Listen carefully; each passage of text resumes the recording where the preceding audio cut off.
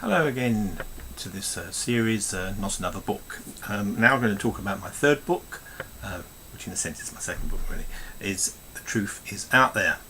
The Truth Is Out There, also originally published by Authentic, but now reverted back to me. It's a tiny little book. It was designed to talk about God basically. It's a small book, it's sort of not quite the size of a normal book, and it's a lot bigger than a tract, but you can actually read it in a couple of hours.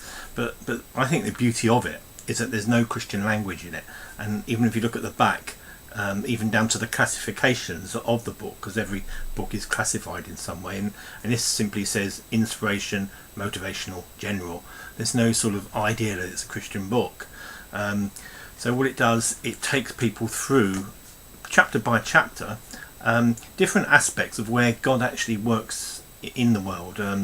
Give an example as a chapter, Starry Starry Night, looking at the stars and design. The end is nigh, looking at why we haven't all been destroyed by now. There's creation, miracles, there's some interesting quirky chapters. There's even a chapter about miracles, about our house move, how we actually moved to the house that we're in now, because it was a series of miracles that had to sort of work together in order to create this whole situation of moving.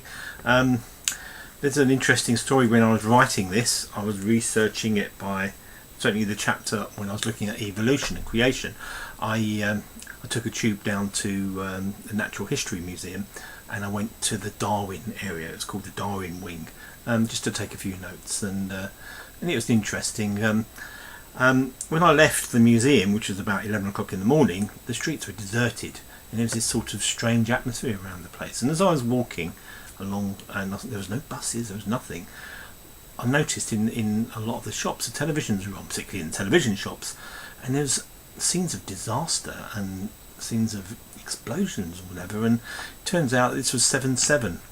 Of course I didn't know it at the time, but it was the 7th of July 2005, and it turns out that I was on the train before the one that was blown up at Aldgate.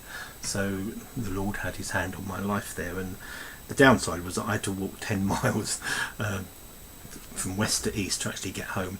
I didn't get quite as far as home. I got as far as Bow, where my wife dutifully picked me up and stuck me in the bath. But that ended up as this book. I know a lot of people have been turned around reading it. A lot of atheists have been challenged.